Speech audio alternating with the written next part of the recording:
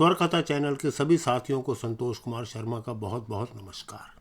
मित्रों, चाणक्य को एक राजनीतिज्ञ, कूटनीतिज्ञ के कारण तो जाना ही जाता है, परंतु इससे भी बड़ा एक कारण है उनकी राज्य के प्रति निष्ठा। चाणक्य नीति को आज तक लोग याद रखते हैं और उस पर अनुसर करने की कोशिश भी करते हैं। अर्थशास्त्र भी उन्होंने लिखा था।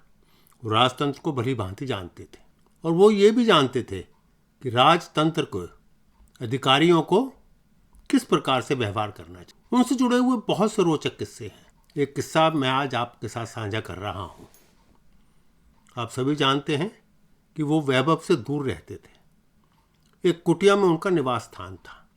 उसी काल में एक चीनी यात्री भारत के भ्रमण पर आया।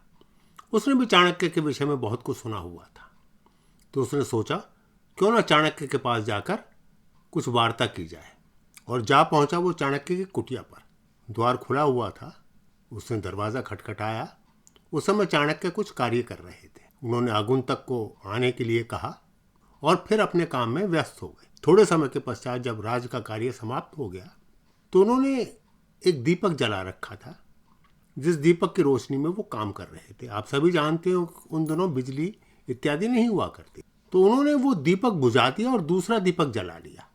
चीनी यात्री आश्चर्य से देखने लगा कि एक अच्छा खासा दीपक तो जल रहा था, इतने बड़े मगध राज के प्रधानमंत्री ने वो दिया क्यों बुझा दिया। उसे कुछ अजीब सा लगा और वो पूछ बैठा आचार्य चाणक्य से।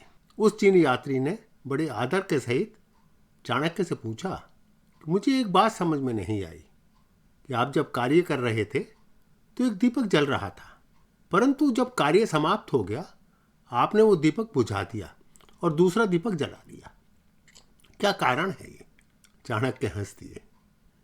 चाणक्य बोले, मैं पहले राज का कार्य कर रहा था तो मैंने वो दीपक जला रखा था जिसमें तेल राज्य के खर्चे से आया हुआ है, परंतु मैं अब आपसे एक मित्र की भांति बात करने लगा हूं। आप मेरे मेहमान हैं, परंतु यह राज का कार्य नहीं है, तो राज के कार्य के लिए मैं राज का तेल कैसे इस्तेमाल कर सकता हूं।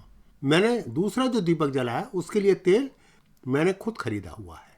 चीनी यात्री हैरान हो गया और उसे तभी समझ में आ गया कि चाणक्य को महान इसीलिए नहीं कहा जाता। इसी कारण मगध राज्य सुरक्षित है और इसी कारण मगध राज्य इतना बड़ा साम्राज्य है। आप सभी का बहुत बहुत धन्यवाद।